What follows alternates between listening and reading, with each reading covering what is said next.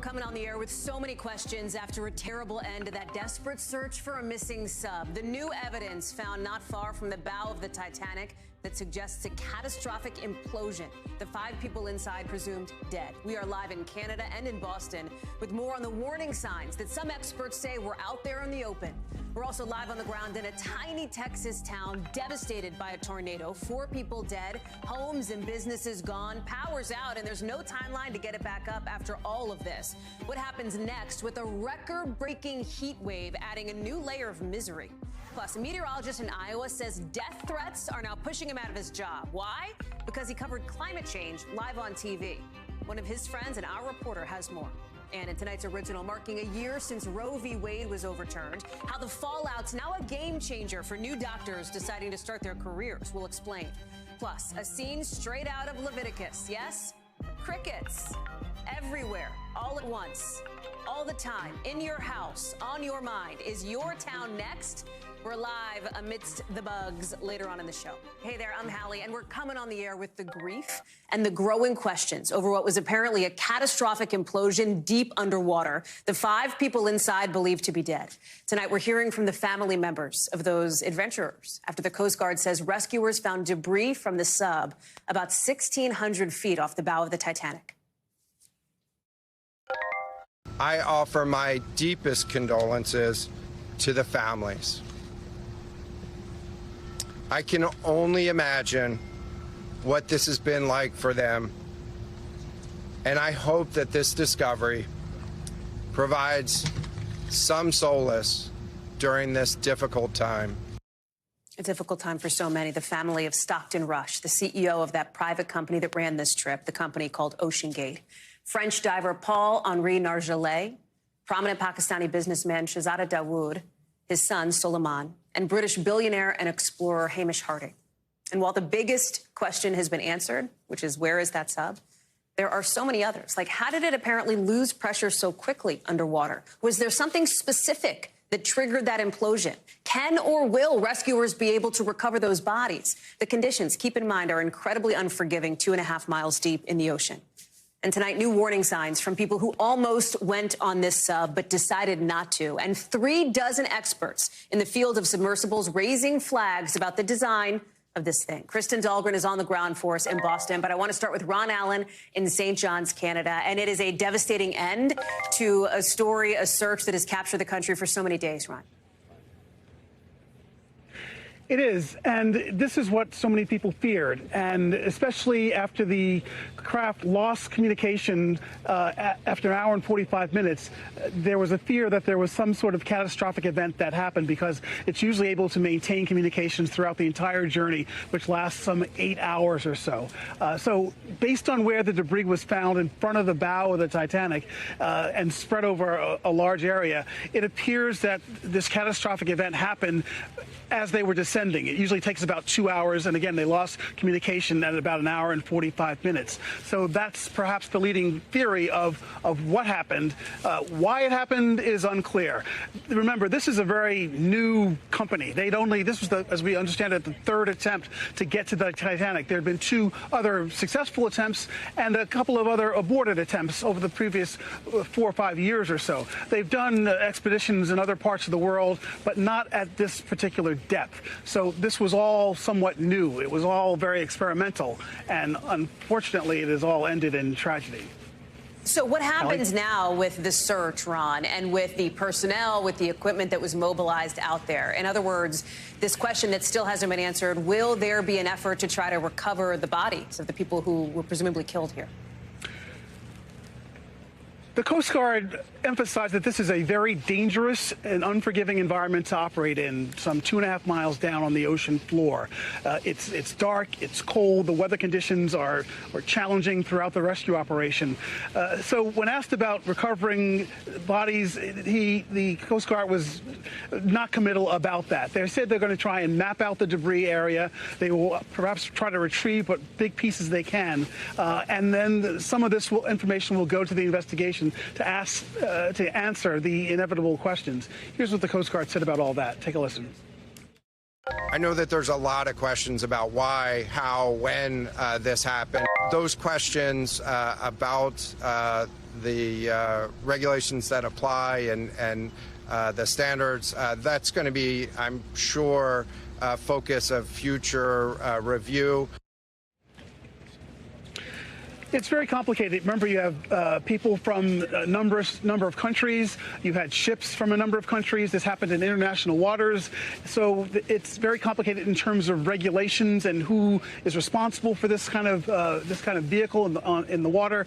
So all that's to be sorted out in the coming months. But again, at this point, knowing where the debris is, knowing apparently what happened, the search is over, obviously, and for the loved ones of the victims, perhaps that offers some sense of something, that they know what happened, and at least that part of this is sadly over. Hallie?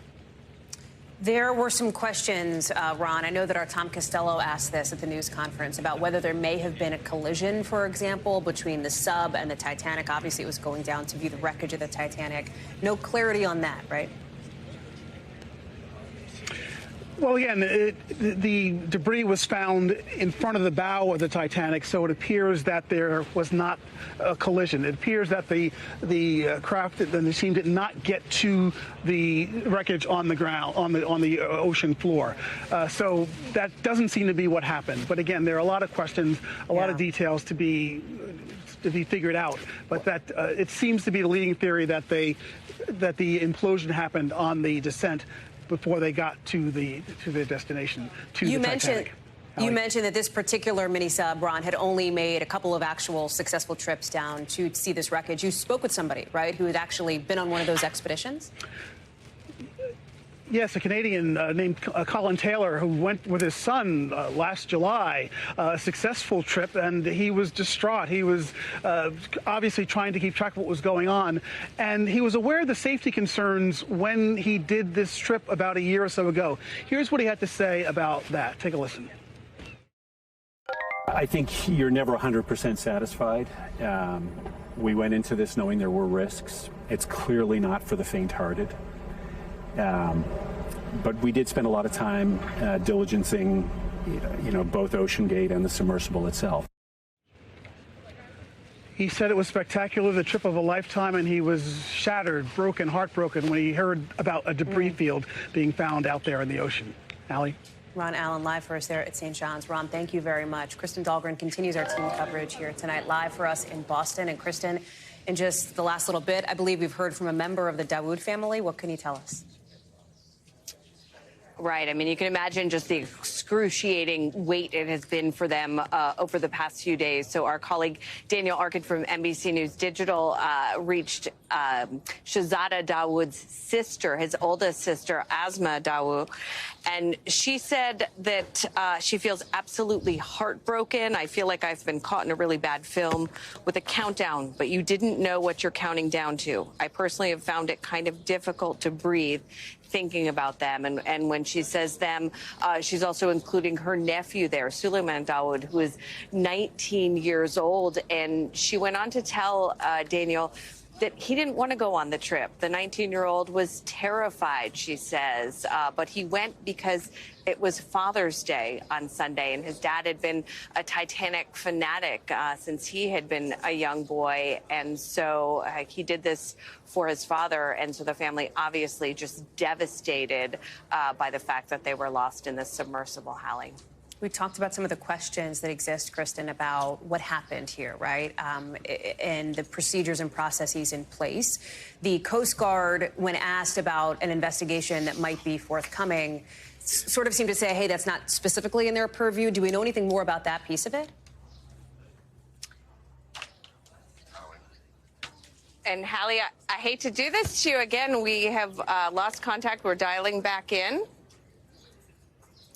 And while we do that, Kristen, I just want to explain to people what we're showing. This is some of the animation on the Ocean Gate site. showing what it would look like, right, if this mini sub was around the Titanic wreckage. This is kind of a mock-up of the way that they think this would go. It gives you a sense of what that journey would be like. And I think Kristen is back with us now. Kristen, I was asking about any potential forthcoming investigation. The Coast Guard seemed to say that that's not really, and I'm not putting words in their mouth, but I'm paraphrasing, that's kind of not in their wheelhouse. Do we know anything more about next steps here to find out more details about the safety, the procedures, the processes in place? Right. And there are so many questions about that. You know, over the past few days, we've been hearing all of these things, all of these questions about, you know, the safety and what went wrong and what now caused this implosion. And so the Coast Guard was asked about that, is this going to lead to more regulation? This submersible wasn't rated at all. It wasn't overseen by anybody because this was operating in international waters. And the Coast Guard did say, you know, that is not in our wheelhouse. It's too early to be talking about that, and that would presumably be handled by some other agency. But you can be sure that there are going to be those questions moving forward as we learn more about this and what went wrong, Hallie. Kristen Dahlgren live for us there in Boston. I know more reporting to be done. Kristen, thank you so much. Appreciate it.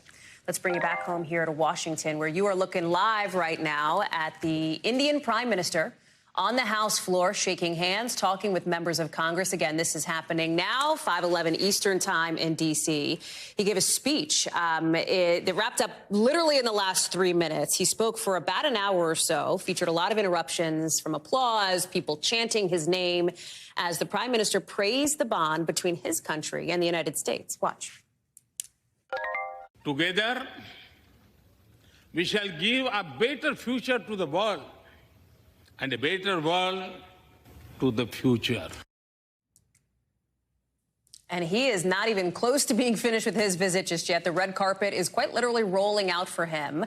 This is him, President Biden, of course, First Lady Jill Biden, waving to a crowd of people because coming up later on tonight will be a state dinner for the Prime Minister. There were crowds of people to see him ahead of that on the North Lawn of the White House. A lot of pomp, even in the face of criticism about Modi's human rights record.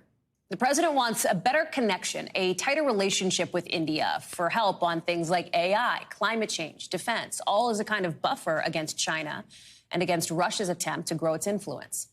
Modi's tight with two men that President Biden has called a dictator, Vladimir Putin and Xi Jinping. Mike Memoli joins us now. And Mike, there is a lot of sort of geopolitical interaction here, but the headline coming out of this news conference today, a rare moment for Prime Minister Modi to take questions from reporters. He took one specifically on his human rights record. That would not happen for him back home in India. It hasn't happened for him in years. And he was extremely dismissive of this criticism. Tell us more. Yeah, I mean, Hallie, I've been listening to outside, Lafayette Park. It's a gathering point for, protesters, people who want to raise issues like his Prime Minister Modi's human rights record. And all day I've been hearing terms like dictator thrown around outside about Modi. That's a word, obviously, that's been very much in the news this week. Yeah. And so it's interesting, as part of the red carpet rollout for the Prime Minister, there is protocol involved in which the White House did exert some pressure on the Indian government to include taking questions as part of this day-long series of events. So it was significant that it was an American reporter, we should say, Sabrina Siddiqui of the Wall Street Journal, who was able to put that question to Modi directly about his human rights record. And let's take a listen to how he addressed it. We have always proved that democracy can deliver. And when I say deliver, this is regardless of caste, creed, religion, gender. There's absolutely no space for discrimination.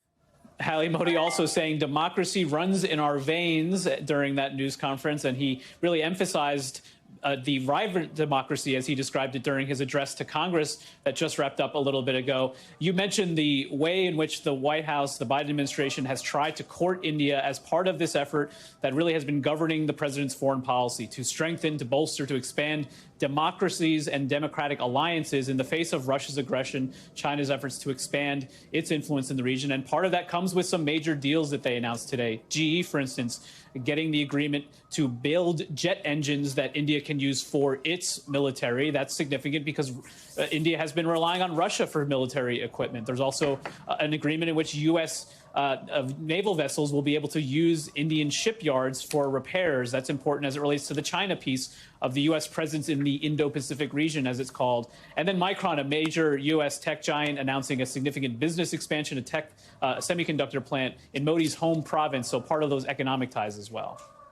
Real quick, ma'am, because you brought it up, the idea that the word dictator has been in the news a bit this week. That is because, of course, of the comments that President Biden made about the Chinese leader Xi Jinping at a fundraiser. He was asked about that as well. Yeah, that's right. That's right, Hallie. He was really dismissive of the idea that this has disrupted U.S.-China relations. He said Secretary Blinken did some great work during their meeting, and that President Biden expects to be able to meet in person with President Xi later this year. We'll see if that plays out. One of those settings would be at the G20 summit in India. Mike Memoli live for us there outside the White House. Lots going on there today, ma'am. Thank you very much. Also in Washington, we are getting the first reaction tonight from Congressman George Santos, the embattled congressman, controversial congressman. Pick your adjective there, because court documents unsealed today show the two previously mystery donors who helped keep him out of jail. You see these two signatures? Those are the signatures we've now learned of Santos's father and his aunt. They guaranteed a $500,000 bond for Santos on the 13 federal charges he faces. Remember, he'd been indicted previously. They didn't actually put up any money up front. They're only going to have to pay if Santos violates the terms of his release. He says he's worried about his family's safety, calling questions about whether they have the money invasive. That's exactly the reason that I chose to keep their identity secure. My dad's an honest working man, and as is my mom. Santos denies he did anything wrong as he faces pressure to resign, including from some Republicans and his own constituents. He's facing 7 counts of wire fraud. He's due back in federal court next Friday.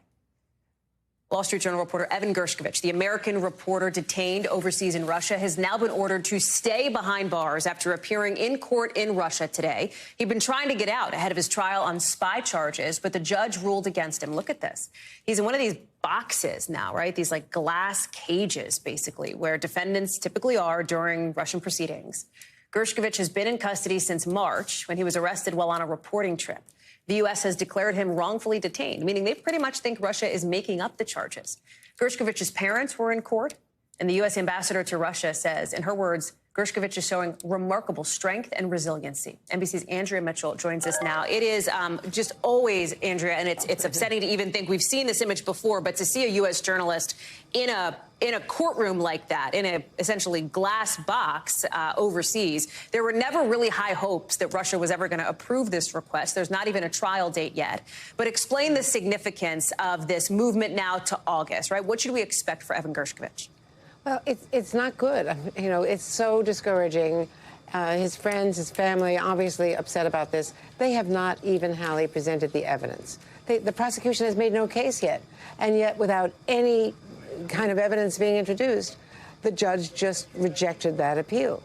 And now he is going to be staying in that prison. He's been there 12 weeks already. It is the same prison that used to be the KGB prison, the harshest of you know, terms. I mean, it's a prison for spies, and he's charged with espionage. So the conditions are terrible. It's worse than even the detention where Brittany Griner was held. And now he's going to be there at least until August. And there's no, as you point out, there's no trial date. We have not seen any evidence. Today, Lynn Tracy, the ambassador, was there, and she had been there once previously, but there have been 4 separate requests for her to visit or other diplomats to visit that have been denied with no explanation. And here's what she had to say outside the court. The charges against him are baseless. He is an innocent journalist who was carrying out journalistic activities and has been wrongfully detained. Such hostage diplomacy is unacceptable, and we call on the Russian Federation to release him. And so she called on the Russian Federation to release him immediately, as well as Paul Whelan, who, as you know, has been there for 4 years. He's the American businessman, a former Marine, and he has not been released. There had been a proposal on the table for him, we had been told. But as far as we know from U.S. officials, there's no progress at all on talks about getting Evan Gershkovich out. What would unlock the door to that, Andrew? Do we have any sense of it, right? I mean, is this I think there is always, as you well know, some danger in assuming that there is some grand plan by the Kremlin. Perhaps there is some sort of strategy they're trying to think about here. Is this just about creating chaos while they're invading Ukraine? Walk us through what would open the door to trying to get some of these Americans home. Well, really, unfortunately, this even precedes, this policy from Russia precedes the invasion of Ukraine, because Paul Whelan was taken, others have been taken, Mark Fogel.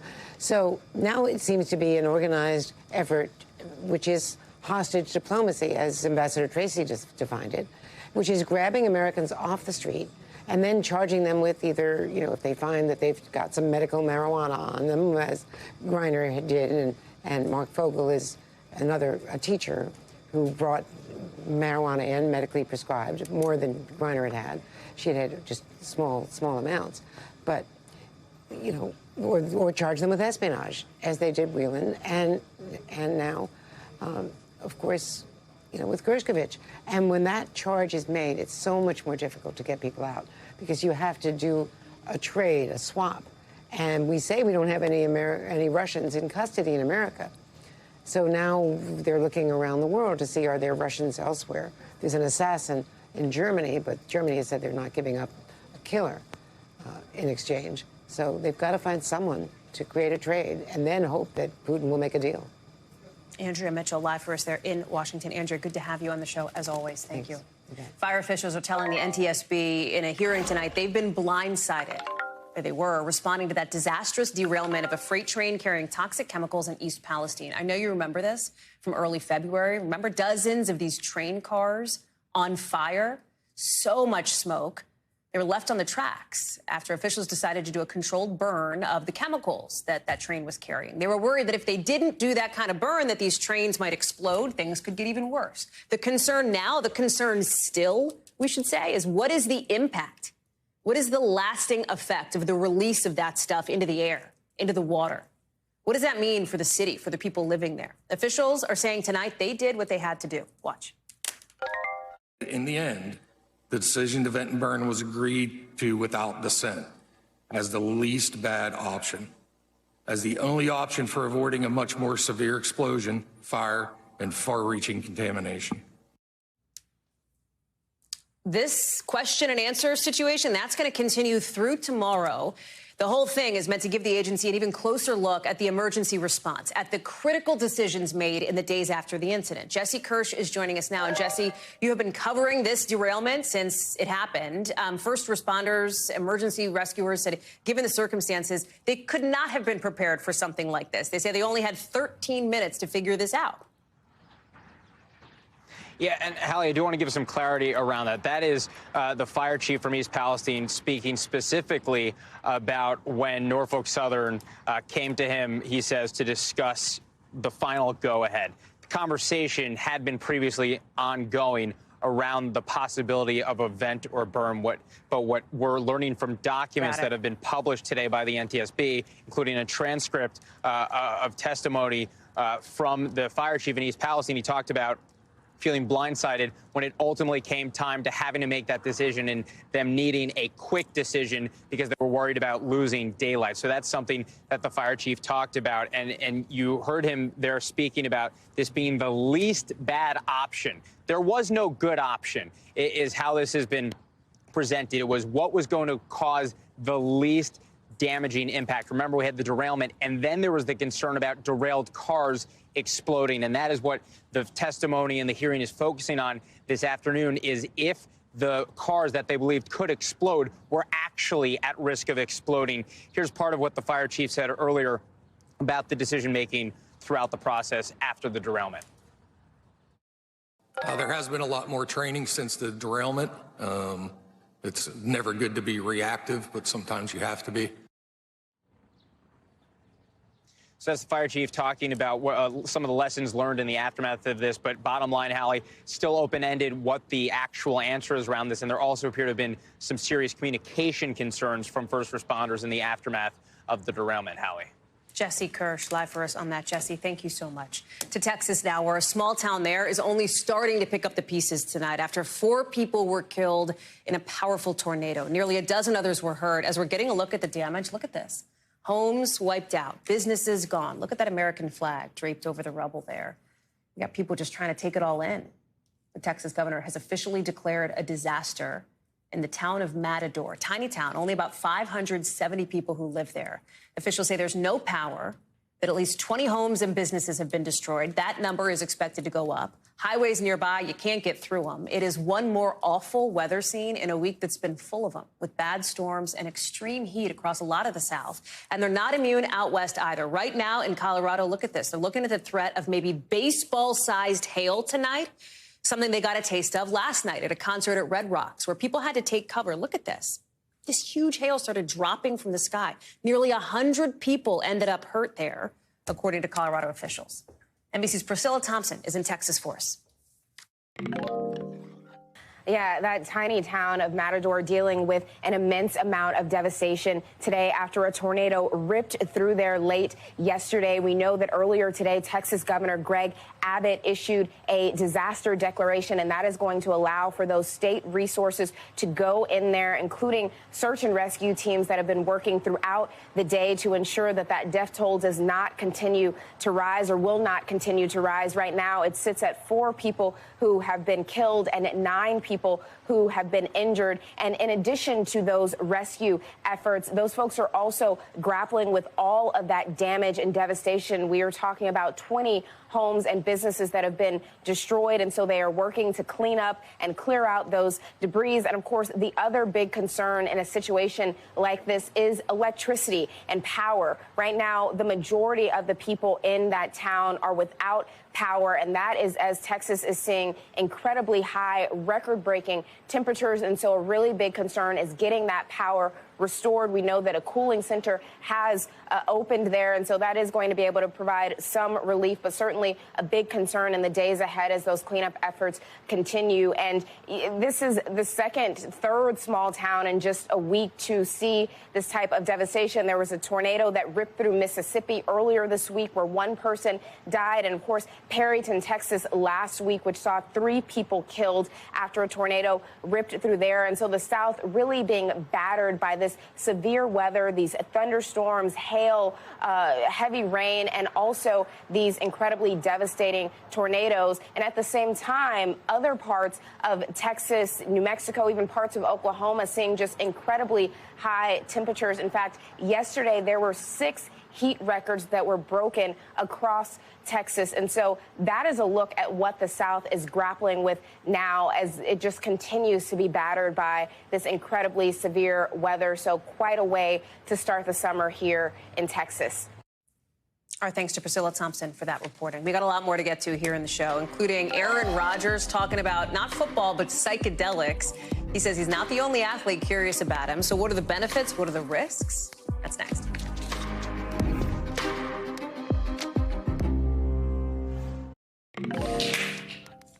So NFL star Aaron Rodgers typically talks X's and O's. That's a football thing, right? But now he's talking about psychedelics with his teammates and how it unlocked this whole new world for him. Listen.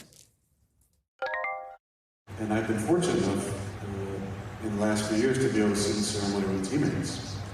And I'm telling you, it's radically life-changing. Radically life-changing. He said he had the best year of his career after trying psychedelics. He said a lot of other pro athletes reach out to him to ask him about his experience. They were maybe curious about trying it for themselves. Particularly interesting from Rodgers because right now there seems to be a growing cultural acceptance for this kind of thing. You have people who supported saying there could be benefits to treat things like PTSD or alcoholism. Aaron Gilchrist is joining us now. There are also detractors who say this stuff is illegal, like you shouldn't do it. But Aaron Rodgers is really, in some ways, unlocking the conversation. Can taking ayahuasca or whatever make you a better athlete?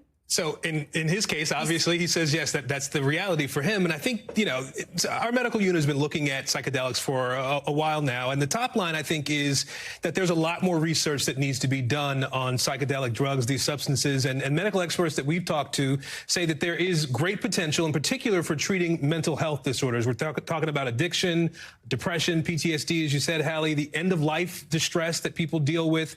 NYU did a study last year. We'll put it up on the screen, some of the numbers here. They looked looked at people who had an alcohol addiction, and they found that in the group of patients there who were given psilocybin, the magic mushrooms we hear about, 83% of them were able to reduce heavy drinking. 48% were able to stop drinking altogether. We talked to a professor at Johns Hopkins University who has been working with psychedelics for 20 years now, and he says that there really is some promising research coming in. Listen. It's really the size of these effects. When people are improved, often they're dramatically improved. Not everyone. Nothing's going to work for everyone. But on average, some of these mental health benefits appear impressive. And on the other side of this, Hallie, you've got folks who say, well, hang on, you want to be careful with this because, a bad trip is a real thing when you're dealing with some of these psychedelics, and people can end up hurting themselves in some cases. Doctors we talk to will tell you two things. I think that more research needs to be done on this to understand the real effectiveness and to understand the risks involved, and that when they are used, they should be used in conjunction with therapy and in a controlled setting. I said the words growing acceptance and sort of setting up this conversation here. That I say that because there are a couple of states who have moved to decriminalize, for example, mushrooms. People will, microdose on shrooms, whatever the case may be. Colorado and Oregon, who are also at the forefront of decriminalizing some other drugs as well years ago. Is there any sense that could spread to other states? And I ask that. You talk about research. Part of what you hear from researchers in this space, I would imagine, I've heard it in other spaces too, is that it's tough to research when it's illegal, right? Like that puts a lot of red tape up around it. Right, and so you have some states, several states, and some localities that have decriminalized some of these psychedelics. Other places have made it at least available to the scientific community and to doctors so that they can do the research that still needs to be done around this. Federally, it's still, psychedelics are still illegal for the most part. Schedule I substances that they say are highly addictive and not really medically useful, but the research continues to grow. And because you have people like Aaron Rodgers who are talking about it, it's advancing the conversation. And just because it's sort of out there in the atmosphere, I think that helps to drive this idea that it should be funded for research. I want you to hear one more bit of what Aaron Rodgers had to say about this during the talk yesterday in Colorado. And now we have the opportunity to change the conversation by dispelling these archaic myths about the dangers of them or the negative side effects or whatever it might be, and start to share the actual wisdom and truth about it. And it's a permission slip for other people to stand up and talk about their own experiences. So NIH just gave Johns Hopkins a big grant to study psilocybin in particular. That study is supposed to get underway this summer, so we'll see where it goes. I feel compelled to make the point that just because Aaron Rodgers said he tried it and liked it doesn't mean that everybody necessarily should too. Aaron Rodgers says a lot of things that aren't always, And we should scream that he's not the end-all, be-all on this. This is his opinion and his thought on that. Aaron Gilchrist, really interesting conversation. Thank you so much. Appreciate it. Also interesting, Bud Light, guess what they're doing today? They're out with a new ad because they are desperate to turn around some slumping sales. Remember, it is now no longer the nation's top-selling beer after 2 decades. Modelo now is. Look at this chart. You can see sales started to drop there towards the end of March. What happened at the end of March? Well, trans influencer Dylan Mulvaney posted a video showing some personalized Bud Light cans that the brand had sent her. This was part of a big partnership with a lot of other influencers. So Bud Light, they want to see those numbers go back up. Here's a little bit of that new ad that they're out with today. Watch.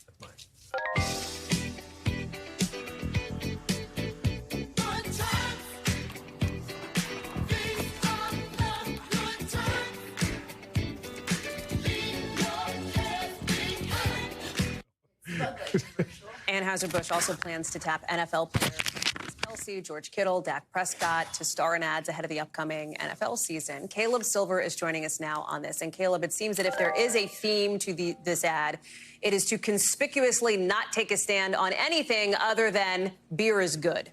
Yeah, this Bud's for me, this Bud's for you, this Bud's for everybody trying to enjoy the summer. This is the extension of the Easy to Drink, Easy to Enjoy campaign, now the Easy to Summer campaign, using that terrific song by Chic, 1979. Who doesn't love that song? But this is as inoffensive as it gets. Just shows people having a good time during the summer, burning their feet, rolling out to the barbecue, trying to get past the controversy of that ad campaign that just did not fit right and fall right, which did precipitate that big loss in sales. So they're going to spend a lot of money on this. They're They're paying NFL players. They're playing country music stars. They're giving away 10 grand to some fans, picking up a $100 bar bill. Big spend going into the summer season here to try to get past that, what just happened, and get people to be thinking, especially younger beverage drinkers, younger beer drinkers, to be thinking about Bud Light.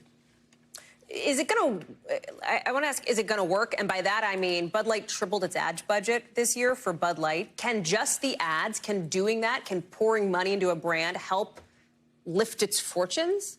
Well, they're facing a secular problem in that younger people really don't like beer as much as older people. They have a lot more choices. The spirits industry's come along. Obviously, we have a lot of wine and wines in cans that people like. So they're facing that problem, and they're facing the backlash. But ads can turn companies and brands around. I just don't know if it's going to happen this time.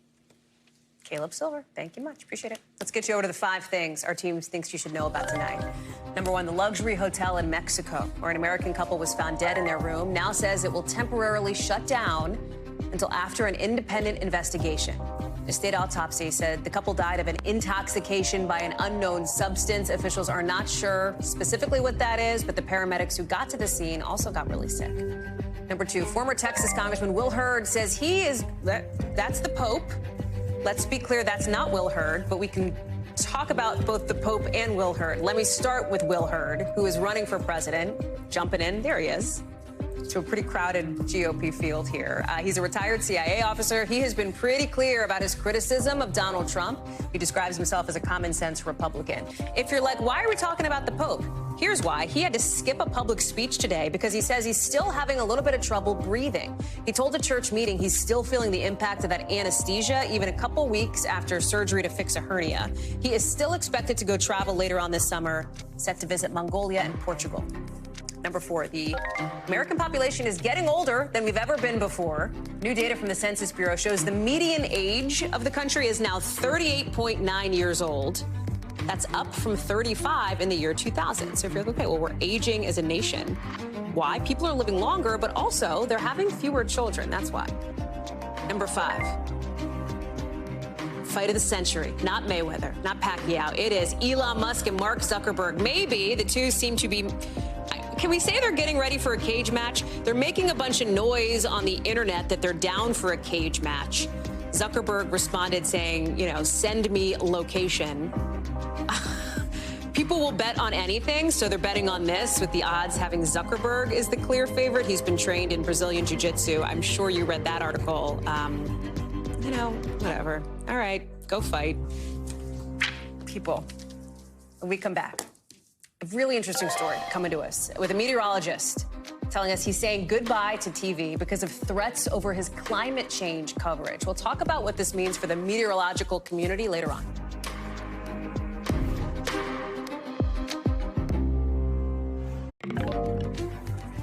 To tonight's original now with in-depth reporting on a topic we've been watching. Nearly a year after the Supreme Court's decision to overturn Roe v. Wade, that marker coming up in just a couple days. New data out tonight shows more than 60% of Americans do not approve of that. The consequences of that decision, not only changing the landscape of the country politically, but medically, too, pushing a lot of new doctors to now rethink where exactly they want to do their residency. Because restrictions on abortion care could have a big impact on how they're trained and how they care for patients. Dr. Akshay Syal reports. Morgan Levy has dreamed of becoming a gynecologist since the 7th grade. I have grown up with super strong female role models in my life, and seeing them getting really good health care has been very influential to me. Now, a 4th-year medical student, she's one of thousands hoping to make their dreams come true by applying to residency programs this fall. Since the Dobbs decision, students wanting to specialize in OBGYN, like Levy, are now having to consider how abortion laws will affect what they're being taught. Having the fact that your training could be impacted specifically by the state you choose to train in, on top of the many factors that you already have, is a huge consideration. A recent analysis shows that this year alone, there was a 10% drop in applications to OBGYN residency programs in states with abortion bans, compared to just a 5% drop in states where abortion is still legal. Sydney D. Gregory is an incoming resident at the University of Maryland, a state where abortion is protected. If I stayed in a abortion-restricted state, that comes at the cost of potentially not getting the most in-depth training or having a lot of obstacles. Over a third of OBGYN residency programs are in states where abortion access is banned or threatened. That's why some programs in these states are even using fruits as models for doctors to practice surgical abortions on. For Dee Gregory, getting this in-depth training was a determining factor. We know very well that in order to provide life-saving care, you need to be able to practice in non-emergency cases in order to do well in an emergency case. These restrictions could impact all facets of medical care, not just those seeking abortions. A recent survey found that over half of medical students applying to any specialty were unlikely to apply to restrictive states. This could one day lead to devastating effects for patients, says Dr. Beverly Gray, program director for OBGYN at Duke Medical School. If you are missing out on talented physicians moving to your state, you're potentially missing out on talented physicians that will live there lifelong and serve the people of that state. And so there are many potential domino effects of this. Evidence shows there's a link between more restrictive abortion policies and higher rates of maternal and infant mortality, which could also worsen health disparities in abortion access. I'm very worried about the future impacts on future patients. But for Levy, the abortion landscape only fueling her lifelong dream. It made me feel even more strongly that we need advocacy and good evidence-based medical care for all of our patients. Dr. Sayal joins us now. It's super interesting, Dr. Sayal, when it comes to, your field, medical professionals here. Students are asking a lot more questions about what is their training going to look like in certain states, because there are doctors who say that this Dobbs decision, the decision that overturned Roe, is already affecting how they do their job.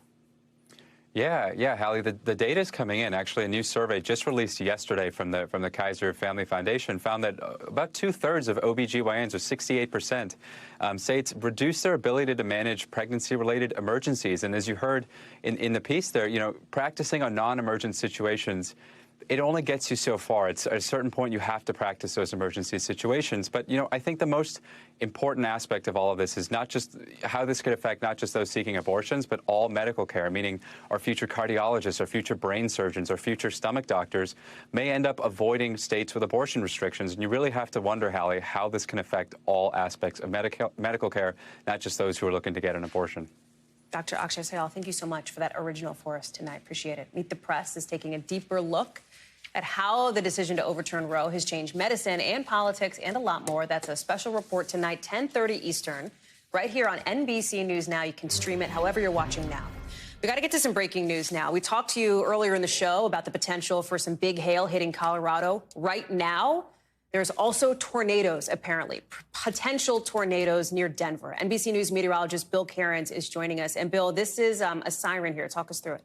Oh, yeah, it's a Highlands Ranch area. It appears a large tornado has moved through. We don't know exactly how bad it was, how much damage, injuries, or anything like that. All we know is that in the last about 15, 20 minutes, we've had a confirmed large tornado moving through southern portions of the Denver area, the Highlands Ranch area. Population of the Highlands Ranch, by the way, is about 100,000 people. So that's it gives you an idea of how many people were in the way of this. So here's the Denver area, the Denver metro, the city itself. Yes. All of that is safe. All of the worst of the storm has slid to the south of there. We had some large hail south of Denver, and also in the same exact area where all those concert goers were injured, they had large hail about a half hour to hour ago. But I've zoomed in close here. Here's Interstate 25. So if you come down here, you go out of Denver and you come southward to your Sentinel. And this is the Highlands Ranch area. Our radar has a little spinning icon on here. So that lets us know as meteorologists like where the best chance of the tornado is right now. And this is where the greatest rotation is. So that tornado likely was somewhere south of Littleton, went near Highlands Ranch,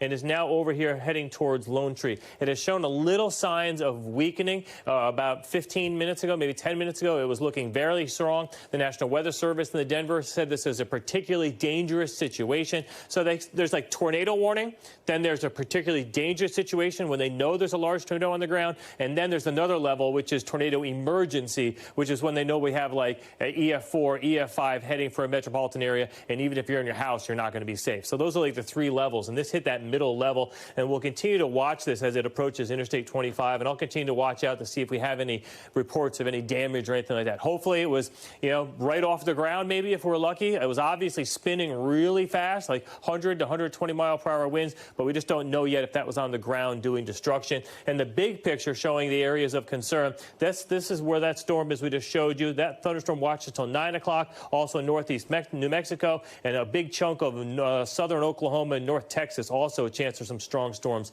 heading your way, Hallie. Bill, Karens, we're going to ask you to keep an eye on that. I know you're monitoring. We'll check back in with you in just a couple of minutes. Thank you. Coming up here on the show, glaciers on Mount Rainier melting away. We'll talk about how much ice has been lost later in the local.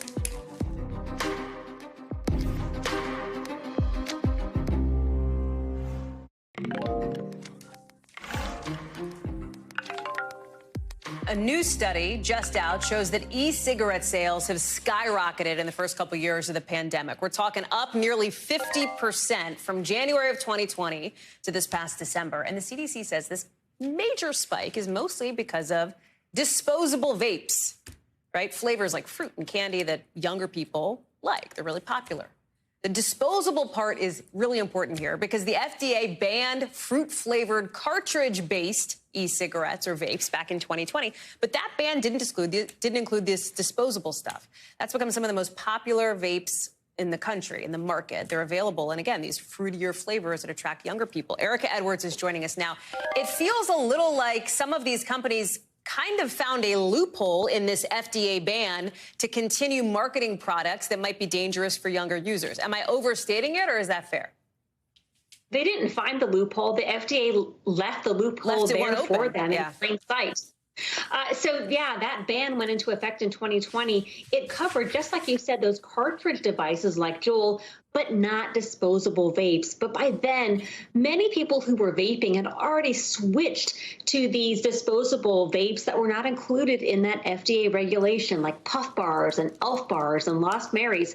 You know, my college-age son, who's home from the summer, can attest. He will say that the vast majority, 99% in his words, of his classmates who are vaping are using those disposable vape cartridges. Popularity just keeps growing. Hallie. Erica Edwards, thank you much. Very interesting. NBC News covers hundreds of stories every day. And because you couldn't possibly read or watch or listen to them all, our bureau teams have done it for you. This is what they tell us is going down in their regions in a segment we call The Local. Out of our Western Bureau, Mount Rainier doesn't look the same. That's because warmer weather has melted 3 of its glaciers. The National Park Service says the mountains lost at least 20 square miles of ice ever since measurements were first taken in 1896. In other words, it's the size of Manhattan. That's how much ice is gone. Out of our Western Bureau as well, people in Oregon could be allowed to pump their own gas soon. That means for the first time since 1951, they will have the choice of either having an attendant fill up the tank or doing it themselves. The bill is headed to the governor's desk, and if it's signed, that leaves simply New Jersey as the only state in the country that does not let you pump your own gas. Out of our Midwest Bureau, an Iowa meteorologist is leaving his position, he says, mostly because of the harsh criticism, including a death threat, of his climate change coverage. A statement on Twitter. Chris Gloniger of KCCI Des Moines said after a death threat stemming from my climate change coverage last year and resulting PTSD, he is moving on and devoting himself to fighting against the warming of the planet full time.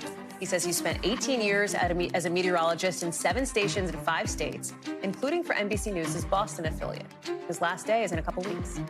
Still to come here on the show. An insect invasion of biblical proportions. They stink, they can be dangerous, people are doing all kinds of things to get rid of them. It's gonna haunt your nightmares. Can't wait to see Steve Patterson with them all in just a minute.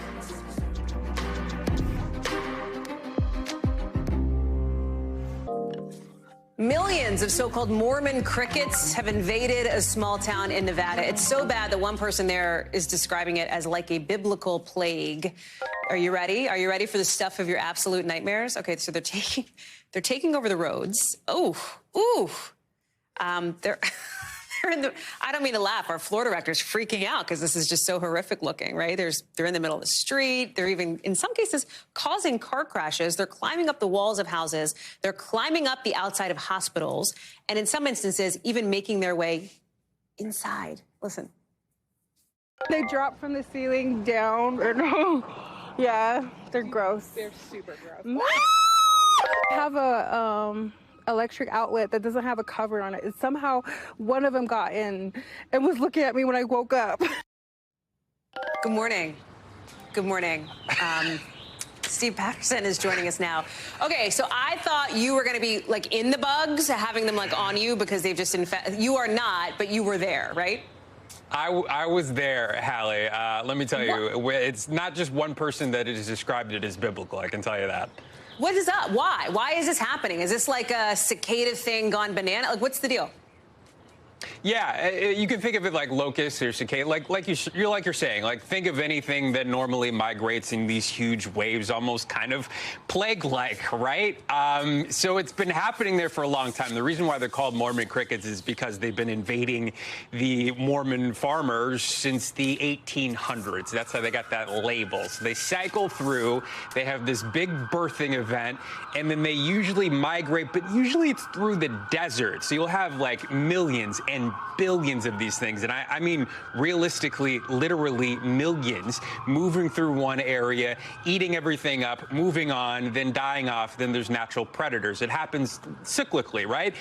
Elko has been there and have been dealing with this, you know, for the last 100 years or so. So people talk about bad years and good years. This year, though, particularly bad, and we'll talk a little bit later about why, but part of it is because the environment is just sort of conducive to them living longer. And then here you go. Look at these houses. Look at the roads. It's causing a lot of problems there. It smells, Hallie. It smells so bad because they die, it attracts more, they eat each other, those die, and it smells like rotting fish carcasses is the best way I could describe it. As far as like dealing with it, you can't kill them, right? It attracts more. There's not really enough you can do in time before they move off, so you just kind of have to wait it out. Here's an entomologist talking about just that. Listen to this. Mormon crickets can move up to a mile a day. I do sympathize with people because, you know, it is kind of overwhelming to have these kind of populations, but they will go away. Yeah, sympathy, but, you know, just hang on, hold out, wait it out. That's the best advice for people who are dealing with this right now. To our friends in Nevada, and we sure hope it stays in Nevada. Steve Patterson, thank you so much. We'll talk again next hour. Appreciate it. That's a wrap for this hour. We've got more coverage picking up right now.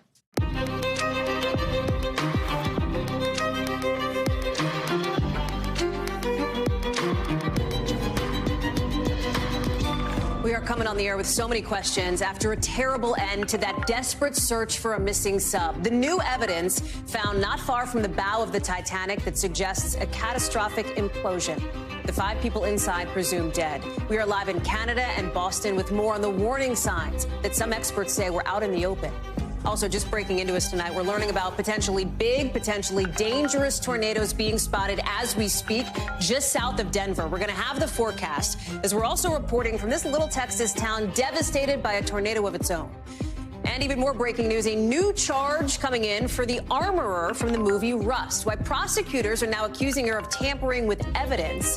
That's in addition to that involuntary manslaughter charge. More on that in a minute.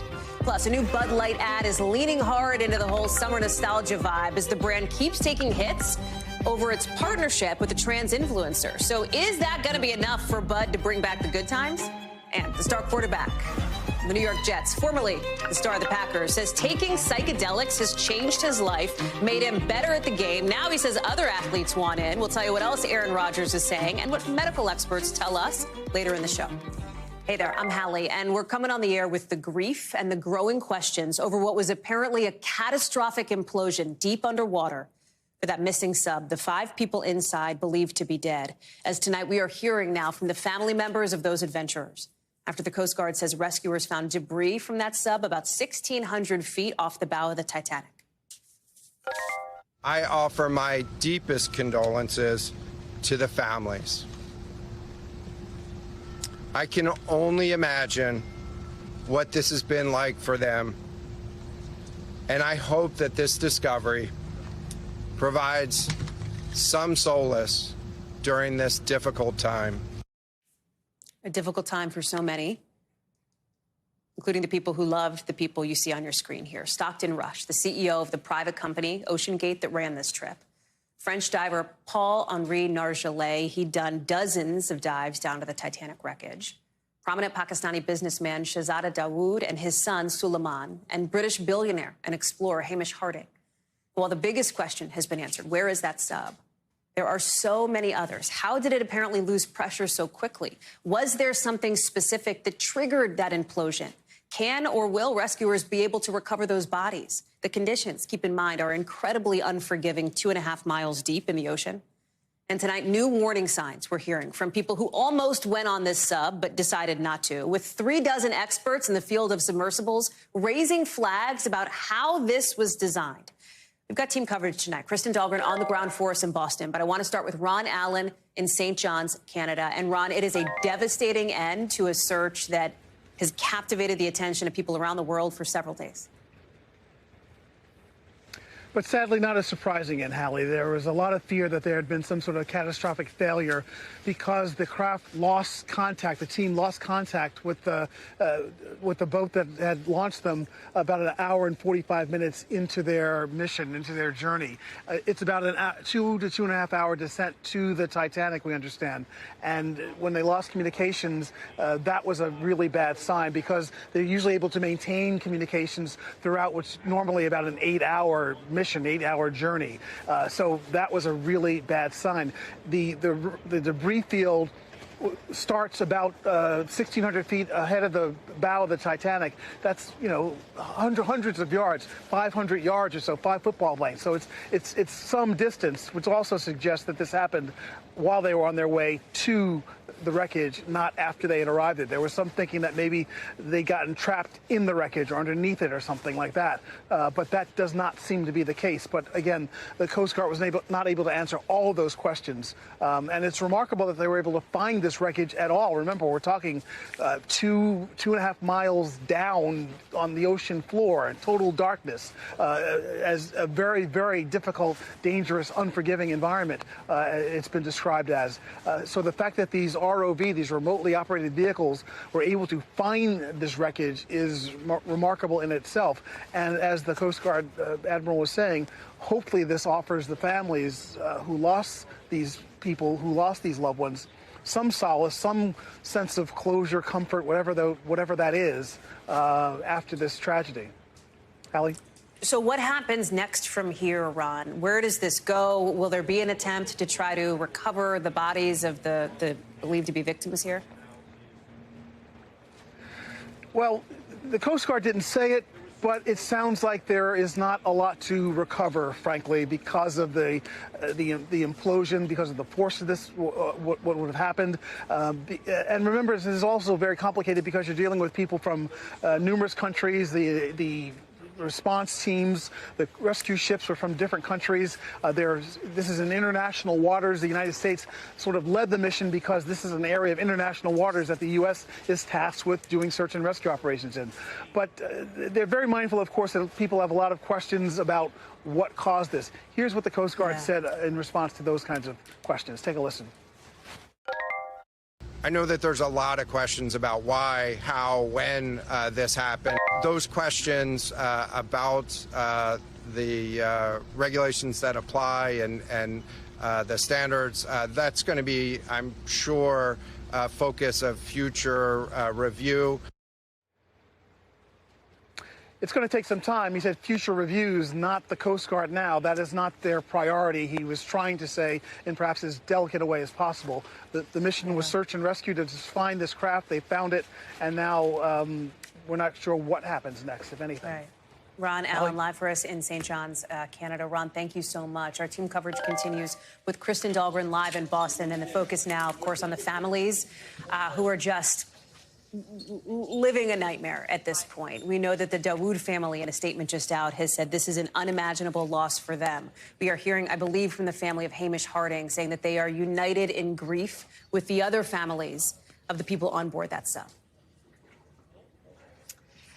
Right. I mean, Hallie, this has been an excruciating 4 days for them, just unimaginable. And then they were told quite early on today, after that debris was confirmed to be a part of the submersible. So we're beginning to hear from them. We do have that statement from the Dawood family where they talk about Shahzada and Suleiman Dawood. They say, please continue to keep the departed souls and our family in your prayers during this difficult period of mourning. They also express their gratitude to the rescue crews and their untiring efforts that were a source of strength for us during this time. And then also gratitude to their friends and family and everybody around the world who has supported them. We also heard from Hamish Harding's family, and they told us a little bit more. the passionate explorer, whatever terrain, who lived his life for his family, his business, and for the next adventure. What he achieved in this lifetime was truly remarkable. And if we could take any small consolation from this tragedy, it's that we lost him doing what he loved. And he, as you probably recall, was the one that had already been into space and just was a passionate adventurer, a member of the Explorers Club. And so his family saying that there is at least some solace in that he was following those dreams. Hallie? Kristen Dahlgren live for us in Boston. Kristen, thank you very much. We want to get to some other breaking news that we're getting right now, possibly some tornadoes and huge hail coming down from the sky. I want to show you some of the video that we're getting today near Littleton, Colorado. I want to pull that up here because there is nearly baseball-sized hail coming down. You actually see it after more than 100 people previously had been hurt in another part of Colorado at the Red Rock concert near Denver.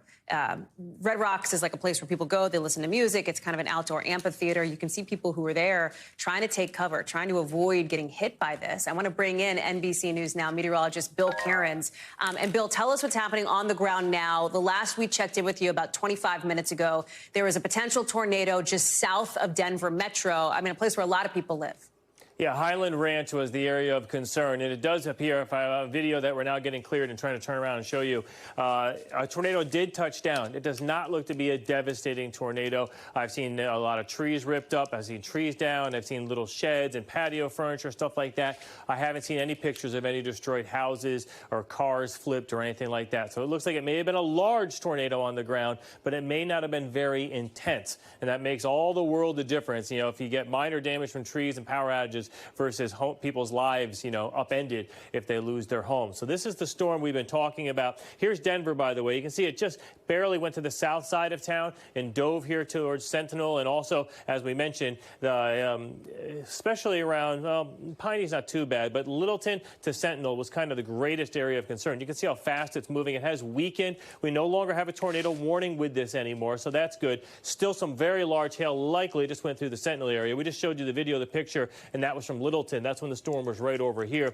So here's our current warning that we have with the storm. Large hail, possibly. It says considerable damage, not extreme like we had earlier. So that's all good. So that storm has weakened. This is just the beginning of another active evening, though. We have two other areas of concern. This is the one we just showed you. One of them here is in southern Colorado, all of northeastern New Mexico, and then our friends from about Oklahoma City southwards, all the way down to Wichita Falls, including the Red River. You also have some big thunderstorms heading your way. So, Hallie, just the beginning of another evening. Yeah, we've been doing this for how long now? 2 straight weeks. I know. We talk about this immense heat and the humidity in Texas, and then at night we get these crazy thunderstorms, and it feels like we're still in the beginning of spring instead of summer. Yeah, that's right, Bill. Again, unusual timing for this and some real severity as well. Bill Cairns, thank you for being on top of all of it. Bill has talked about how again and again over the last week or two, we have seen this extreme weather. Well, let's take it to the small town in Texas because they are just starting to pick up some of the pieces tonight after 4 people were killed when a powerful tornado hit. Nearly a dozen other people were hurt. Look at the damage. It is sadly an all too familiar scene these days. Homes wiped out, businesses gone, trees snapped like twigs. People just trying to take it all in. You had the Texas governor officially declaring a disaster. Officials in the town of Matador, which is, by the way, tiny town, only about 570 people live there. They say there's no power. At least 20 homes and businesses are gone. That number is expected to go up. Highways nearby can't get through them. It is one more awful weather scene in a week that's been full of them with that extreme heat Bill was talking about across the South. NBC's Priscilla Thompson is in Texas for us. Yeah, that tiny town of Matador dealing with an immense amount of devastation today after a tornado ripped through there late yesterday. We know that earlier today, Texas Governor Greg Abbott issued a disaster declaration, and that is going to allow for those state resources to go in there, including search and rescue teams that have been working throughout the day to ensure that that death toll does not continue to rise or will not continue to rise. Right now, it sits at 4 people who have been killed and 9 people people who have been injured. And in addition to those rescue efforts, those folks are also grappling with all of that damage and devastation. We are talking about 20 homes and businesses that have been destroyed. And so they are working to clean up and clear out those debris. And of course, the other big concern in a situation like this is electricity and power. Right now, the majority of the people in that town are without power, and that is as Texas is seeing incredibly high, record-breaking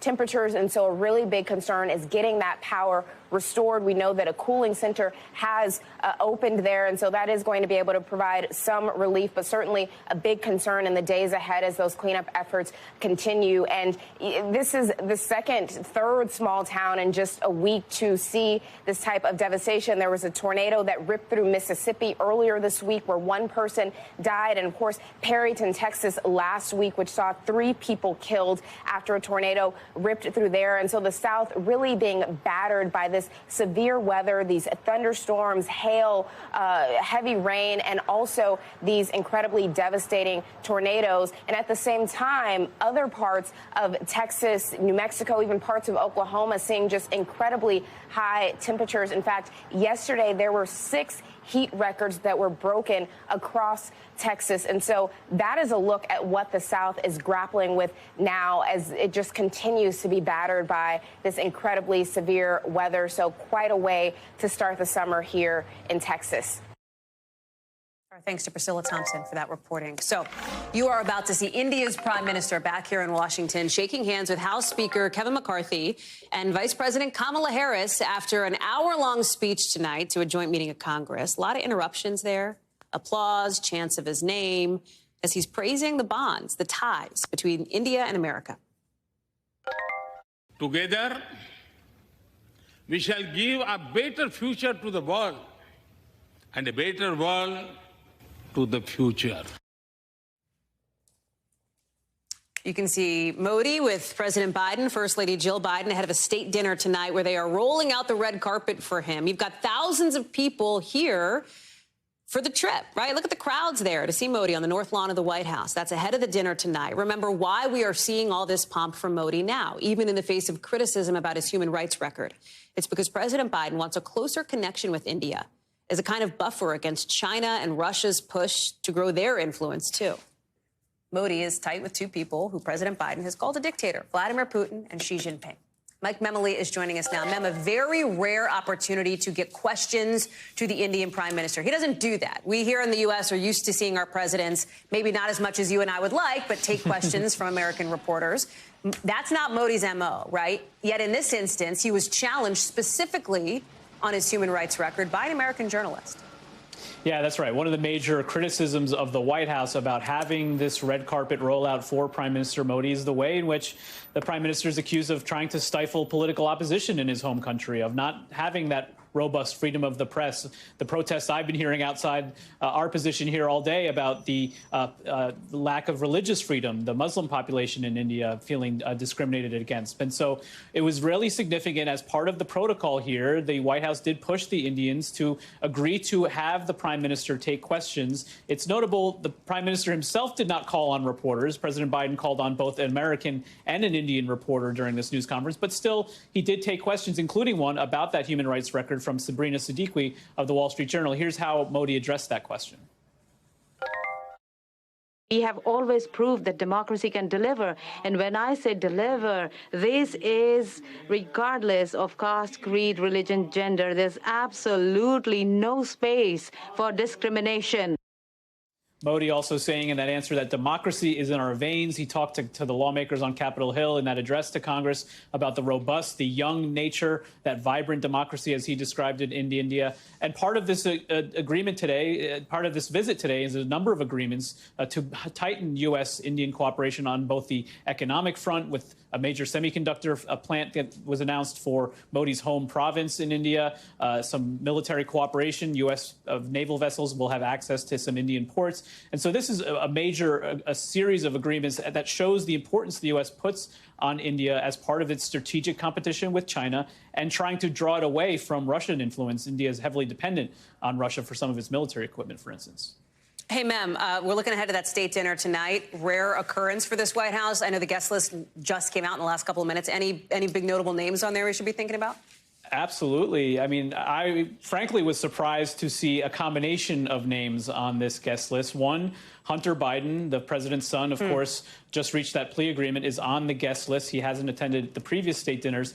The Attorney General, Merrick Garland, is also on this guest list. And, Hallie, I'm really struck by that because when you consider the degree to which this White House has tried to stress the independence of the Justice Department, the fact that Merrick Garland has not been involved in any of the prosecutorial decision-making, to have them both at the same dinner seems to be against that policy. You know who else is at the dinner and probably going to be keeping a close eye on both men? The Speaker of the House, Kevin McCarthy, and the Majority Leader, Steve Scalise. They're also in attendance tonight. Mike Memoli live outside the White House. I'm assuming your invite got lost in the mail, Mem, but appreciate you being with us instead.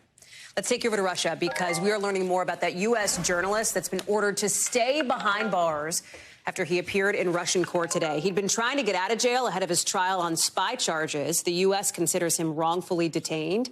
But in a rather unsurprising move, the judge ruled against Evan Gershkovich. Here he is. He's in one of those glass boxes that people are in these Russian courtrooms during criminal proceedings.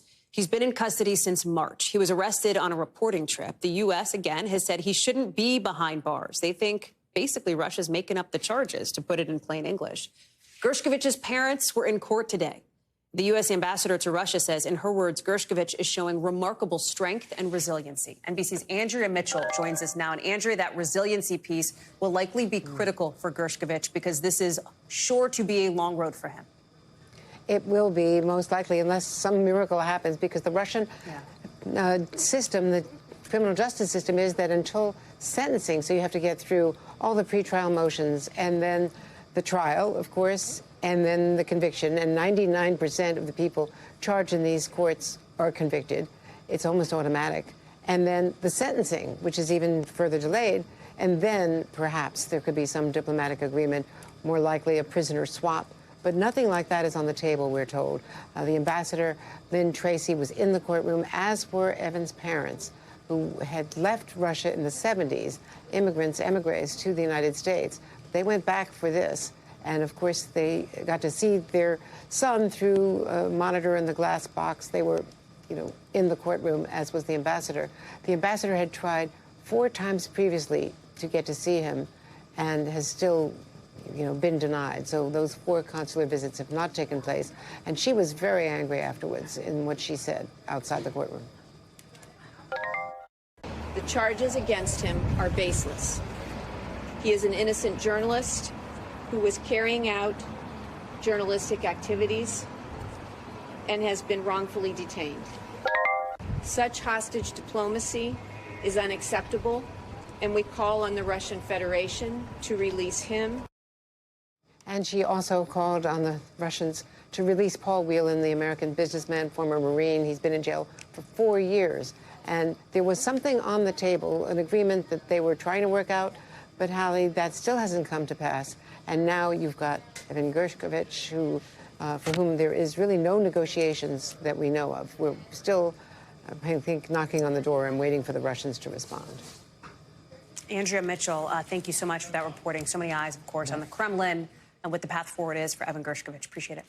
So listen, we're getting some breaking news into us tonight from out west. The armorer from the set of the movie Rust, who's been accused of involuntary manslaughter in the death of the cinematographer, is now facing a new charge, tampering with evidence. Aaron McLaughlin is joining us now live from Los Angeles. So, Aaron, explain this, right? What is this new charge? What does it mean for this armorer here?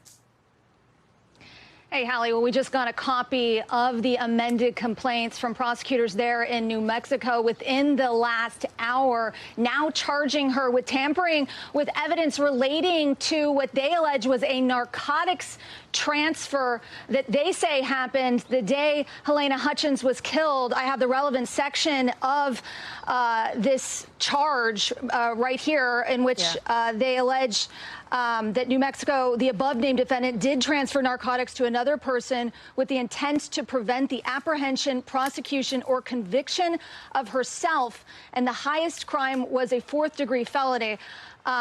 And this just days after a prosecution in a separate court filing alleged that it was highly likely that Hannah Gutierrez-Reed was hung over the day Helena Hutchins died, accusing her of drinking and smoking marijuana in the evenings. All of this as Gutierrez-Reed's attorneys have been fighting for these charges to be dismissed, alleging that all of this is politically motivated, that she's essentially being used as a scapegoat. We have reaction to this latest charge from her attorney. I'll read you part of what he had to say in a statement saying, quote, "Something is rotten in Denmark. It is shocking that after 20 months of investigation, the special prosecutor now throws in a completely new charge against Ms. Gutierrez-Reed with no prior notice or any witness statements, lab reports, or evidence to support it.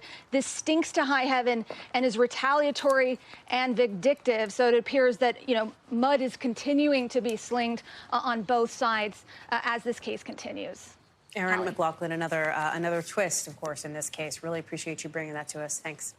Coming up here on the show, we are just getting into us tonight. Some brand new details on that missing sub believed to have imploded. New information that our team has gotten from a Navy official on when they first heard sounds of an implosion. This is important. We're going to have that in a minute. Plus, new tonight, senators saying today TikTok does, in fact, store some of its U.S. user data in China. We'll explain. Plus, you'll still be able to buy Bed Bath & Beyond stuff, just not in Bed Bath & Beyond stores. What does that mean? Stay with us.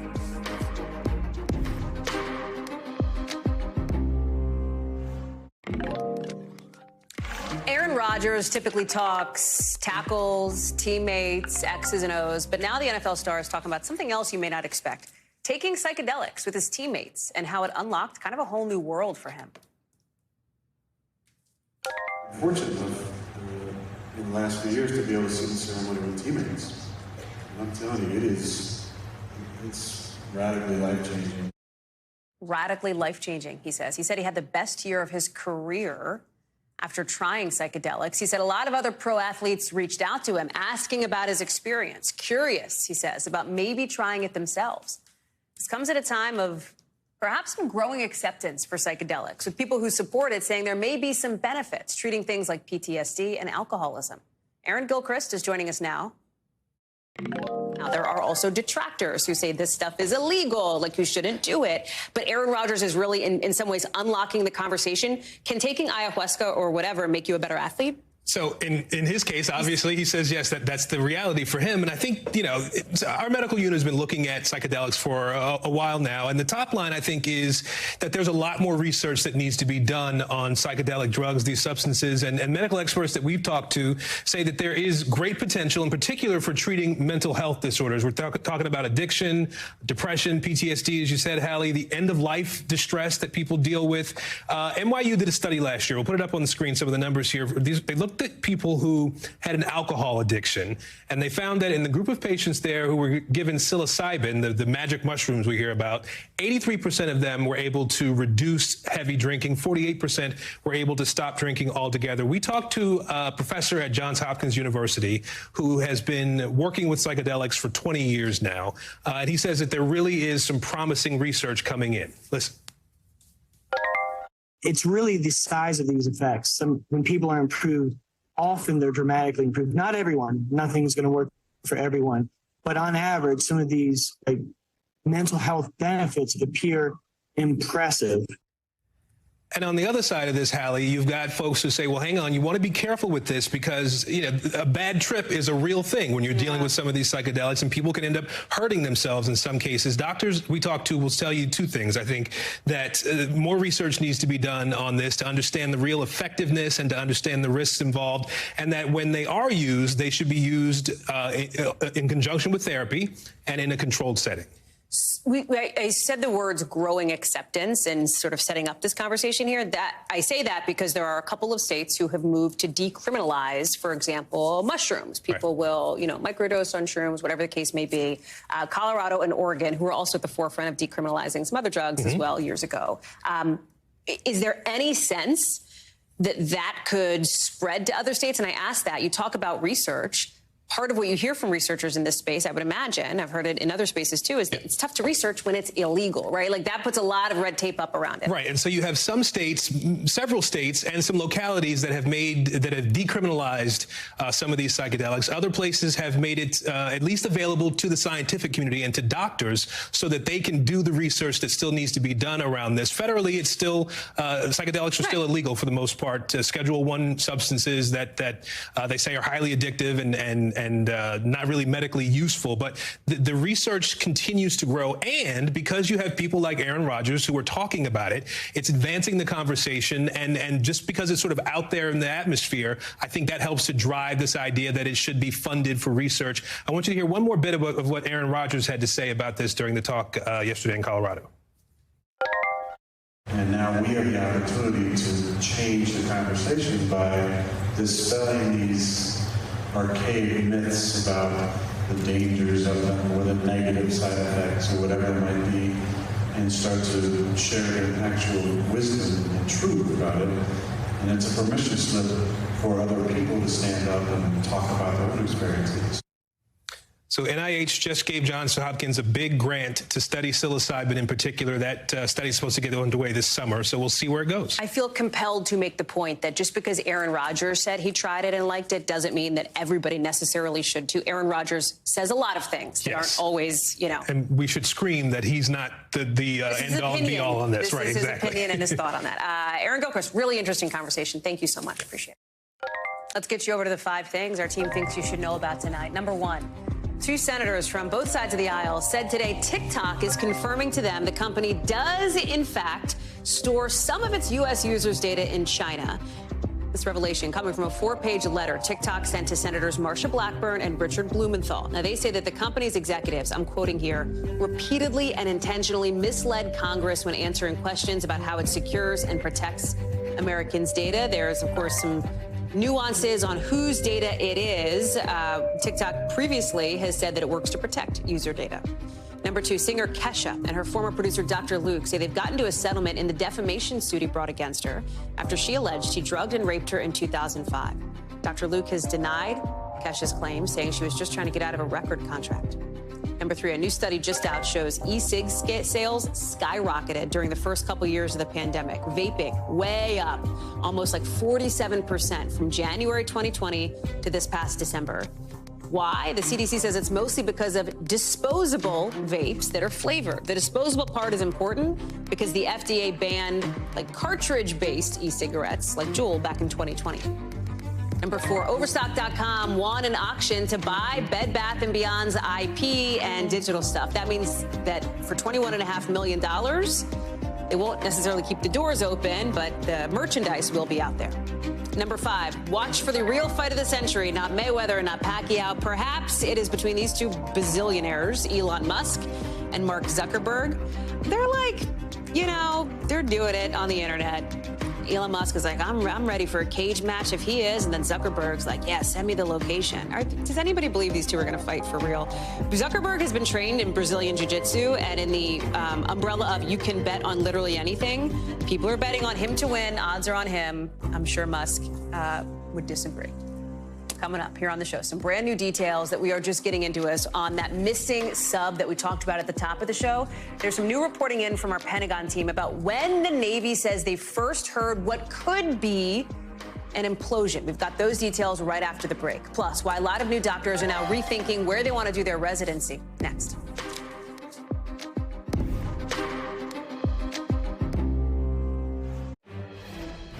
So we want to bring you a breaking update on that missing sub that apparently catastrophically imploded. The 5 people inside believed to be dead. And literally just the last couple of minutes, our Pentagon team has some new reporting about what the Navy detected. For more on that, I want to bring in our Tom Costello, who is live for us up in Boston. Tom, tell us about it. What's the update? That's right. We are still at U.S. Coast Guard Boston Command, the incident command for this entire rescue operation. The Navy is now confirming to NBC News that, in fact, on Sunday, when that sub went in the water, and as you know, they lost communication an hour and 45 minutes down, the Navy says at about that same time, it detected through its underwater acoustic listening devices sounds consistent with an implosion or an explosion. that would suggest, in fact, that this implosion, if in fact it was an implosion of the hull all at once, it happened within the first few hours, in fact, the first hour and a half or hour and 45 minutes of the descent. I specifically asked the admiral during the news conference this afternoon, is there any evidence that the sub actually crashed into the Titanic wreck? And that's how it was lost. And he said, no, we believe it was lost in the water column. In other words, above the wreckage and off a little bit, 1,600 feet away, and that it came down, it rained down into its own debris field in that area. And so now the Navy is coming forth and saying, in fact, they picked up that sound of an implosion. Now, importantly, the Navy says it gave that information to the incident commander, which is Coast Guard Incident Command, and they decided they're going to go proceed with the search and rescue because they wanted to give every possibility of finding people alive, giving them a chance of survival. But the commander, the incident commander, he also said today, once we saw what the ROV, what the debris field looked like on the bottom of the ocean, it was clear nobody could have survived. Tom, you have been covering this story from the moment that we learned about this missing submersible, and now just such a terrible end to this search. Can you give us a sense of what it's like where you are, getting these updates and being there?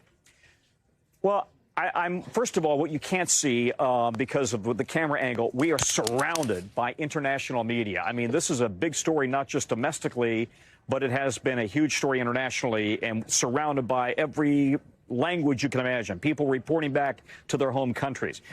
But I must say, this was the feeling all along. I mean, I talked to a lot of experts on and off camera, retired Navy sub commanders, experts in marine biology, experts in submarine technology, miniature submarines, and all of them felt from the very beginning this was what likely happened.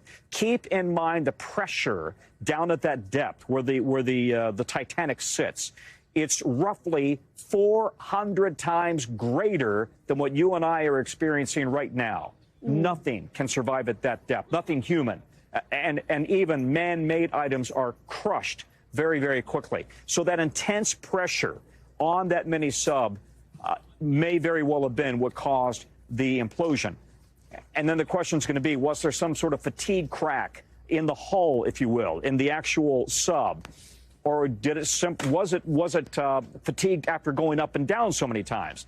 I did talk to one retired Navy commander today, Hallie, and he said, you know, a typical Navy sub, we're talking about a professional sub, Los Angeles class sub, for example, which only goes 2,000 to 3,000 feet down, more or less. You know, they check it constantly for fatigue cracks, and they never go that deep. And the hull is much more sturdy. His point was, you've got really a carbon fiber kind of an experimental craft going that deep over and over, up and down, up and down, up and down, and it's possible that would have created some fatigue cracks. Tom Costello, live for us there in Boston with that developing news. Tom, thank you so much for being with us here tonight and sharing that. Thank you. To tonight's original now, with in-depth reporting on a topic we've been watching. Nearly 1 year after the Supreme Court's decision to overturn Roe v. Wade, that's coming up in just a couple of days, there's new data out tonight showing more than 60% of Americans do not approve.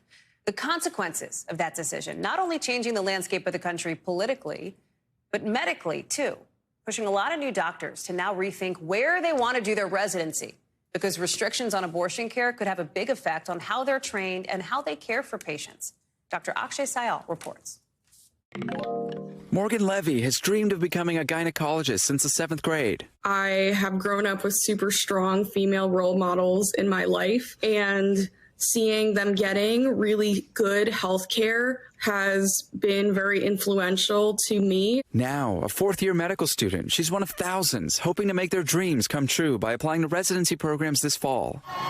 Since the Dobbs decision, students wanting to specialize in OBGYN, like Levy, are now having to consider how abortion laws will affect what they're being taught. Having the fact that your training could be impacted specifically by the state you choose to train in, on top of the many factors that you already have, is a huge consideration. A recent analysis shows that this year alone, there was a 10% drop in applications to OBGYN residency programs in states with abortion bans, compared to just a 5% drop in states where abortion is still legal. Sydney D. Gregory is an incoming resident at the University of Maryland, a state where abortion is protected. If I stayed in a abortion-restricted state, that comes at the cost of potentially not getting the most in-depth training or having a lot of obstacles. Over a third of OBGYN residency programs are in states where abortion access is banned or threatened. That's why some programs in these states are even using fruits as models for doctors to practice surgical abortions on. For D. Gregory, getting this in-depth training was a determining factor. We know very well that in order to provide life-saving care, you need to be able to practice in non-emergency cases in order to do well in an emergency case. These restrictions could impact all facets of medical care, not just those seeking abortions. A recent survey found that over half of medical students applying to any specialty were unlikely to apply to restrictive states. This could one day lead to devastating effects for patients, says Dr. Beverly Gray, program director for OBGYN at Duke Medical School. If you are missing out on talented physicians moving to your state, you're potentially missing out on talented physicians that will live there lifelong and serve the people of that state. And so there are many potential domino effects of this. Evidence shows there's a link between more restrictive abortion policies and higher rates of maternal and infant mortality, which could also worsen health disparities in abortion access. I'm very worried about the future impacts on future patients. But for Levy, the abortion landscape only fueling her lifelong dream. It made me feel even more strongly that we need advocacy and good evidence-based medical care for all of our patients. Dr. Sayal joins us now. It's super interesting, Dr. Sayal, when it comes to, your field, medical professionals here. Students are asking a lot more questions about what is their training going to look like in certain states, because there are doctors who say that this Dobbs decision, the decision that overturned Roe, is already affecting how they do their job. Yeah, Hallie, the data is coming in. Actually, a new survey just released yesterday from the Kaiser Family Foundation found that about 2/3 of OBGYNs, or 68%, say it's reduced their ability to manage pregnancy-related emergencies. And as you heard in the piece there, practicing on non-emergent situations, it only gets you so far. It's at a certain point you have to practice those emergency situations. But, I think the most important aspect of all of this is not just how this could affect not just those seeking abortions, but all medical care, meaning our future cardiologists, our future brain surgeons, our future stomach doctors may end up avoiding states with abortion restrictions. And you really have to wonder, Hallie, how this can affect all aspects of medical care, not just those who are looking to get an abortion. Dr. Akshay Sayal, thank you so much for that original for us tonight. Appreciate it. Meet the Press is taking a deeper look at how the decision to overturn Roe has changed medicine and politics and a lot more. That's a special report tonight, 10:30 Eastern, right here on NBC News Now. You can stream it however you're watching now. We've got some new details coming into us here, Justin, on when those temporary lanes of 95 are going to reopen, and it's sooner than they expected. We're live on the ground in just a minute. Plus, you may be able to take one of these to get around at the Olympics next year. That's in the Global.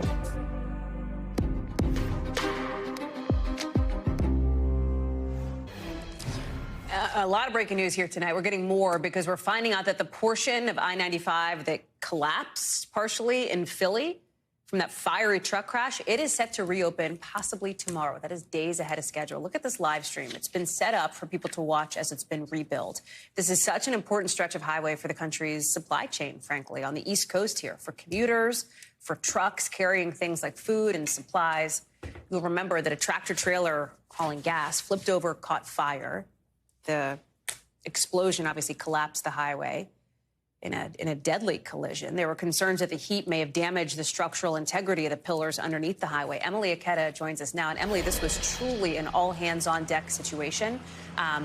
One of the racetracks nearby up in the Poconos, I think, that hosts NASCAR, gave some of its own machinery to help repave some of the lanes. And now we're looking at the timeline that was accelerated, it seems.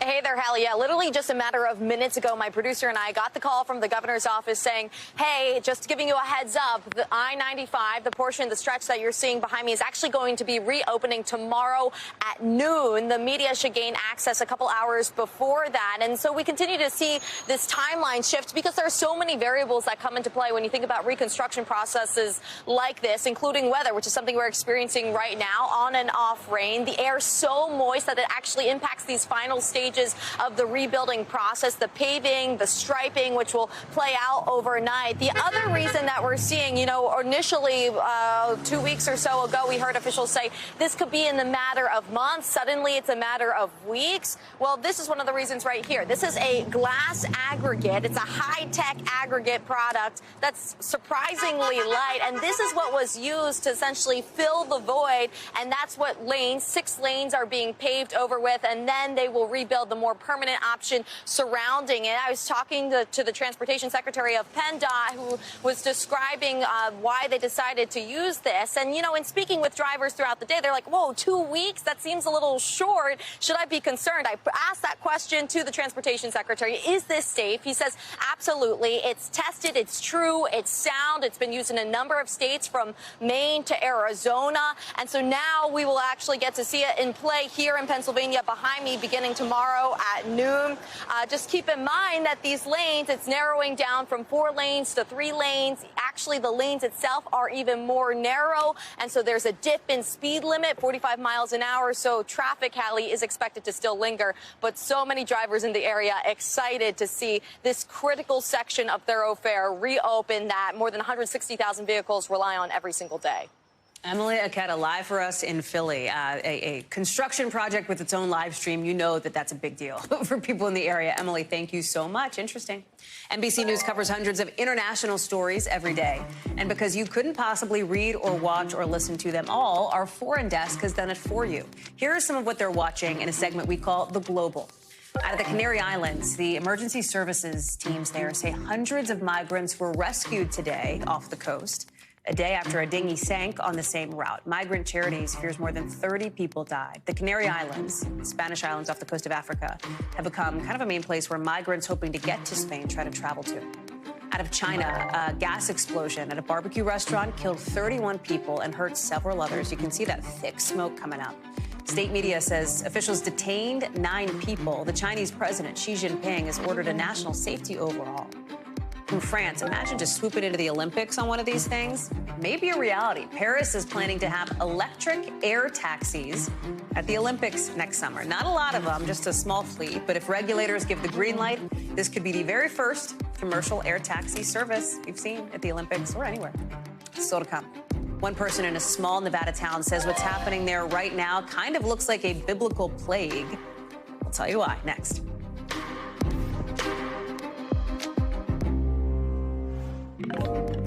Tonight, millions of so-called Mormon crickets are invading a little town in Nevada. So bad that a couple people there say it's like a biblical plague. Ugh. Do you want to see what that looks like? Well, enjoy this. They're crawling on the road. People are like just driving over them. Then they die, and then they smell bad, and then they eat each other. Ugh. In some cases, there's even car crashes because of how many bugs are out there. They're climbing up the walls of houses and hospitals, and horrifically, they're making their way inside in some instances. Listen to this. They drop from the ceiling down. Yeah, they're gross. They're super gross. I have a electric outlet that doesn't have a cover on it. Somehow one of them got in and was looking at me when I woke up. I don't even have words, Steve. Like, I don't even know what we're supposed to say at that. You know, like, because I understand that this is something that is not totally unprecedented. Sometimes these swarms of crickets, like, fly through. This is particularly bad, right? Yes, this is particularly bad. In fact, Elko, the place I went to in Nevada, about 4 hours from Reno or so, they've dealt with this before, right? Like, I talked to people who live in town who've talked about specific times where, oh, I remember when the crickets came. That was a part of my childhood this one year where it was particularly bad. But nobody has seen it like this. We're talking about a woman who told me it was biblical. She said that her grass was basically going like this because of how many of these crickets were just running through it and getting inside and falling from the ceiling. The people at the hospital have to assign volunteer workers to bring people who come in as visitors to their cars so they don't get rained on with crickets. And yes, they're nasty, they stink, they eat their own dead. If they're on the road and they get crushed, there's enough bug juice that can build up to where it has caused car accidents and motorcycle accidents. It's nasty, and you really can't do anything about it because you can kill them. As we're saying, it attracts more. We spoke to an entomologist about just really having to wait it out. Here's what he said. Mormon crickets can move up to a mile a day. I do sympathize with people because, you know, it is kind of overwhelming to have these kind of populations, but they will go away. A mile a day, we're talking about billions moving a mile a day because they hop so far and conditions are just right for them to invade small towns. Hallie? Did you have to use the phrase bug juice? Like, was that eminently necessary? Best way I could describe it. Let me ask you this. Is there a climate connection here, right? Because you've sort of alluded to the idea that this is particularly bad, like this is especially bad. Why is that? Yes, there is a climate connection for sure. First of all, just with invasive species in general, it creates more pathways, right? So if you're talking about fish, you know, extra hot climate can throw off the pH of balance of where the fish swim. It can throw off the heat that may be allowing them to get into a different ecosystem. For these crickets, it is the fact that we've had a drought for so long, that it's been hot for so long. They like that. It's ideal breeding conditions for them. It's ideal living conditions for them. It's ideal mating conditions for them. So you just have more of them at one time, and they're taking over these towns in Nevada. Hallie. I'm so glad you got to be there and smell it, Steve, live and firsthand. Thank you so much for your descriptive conversation, as always. Thanks. Onward we go. Thank you, Steve. That does it for this hour and for the one before it. If you missed any of it, catch up on the latest reporting and newest interviews from our team. You can find us anytime in so many places. Just search Hallie Jackson now. Make sure to tune in on Sunday night at 6:30 Eastern. I'm filling in on NBC Nightly News for Kate Snow. See you there. Top Story picks up our coverage. Thanks for watching our YouTube channel. Follow today's top stories and breaking news by downloading the NBC News app.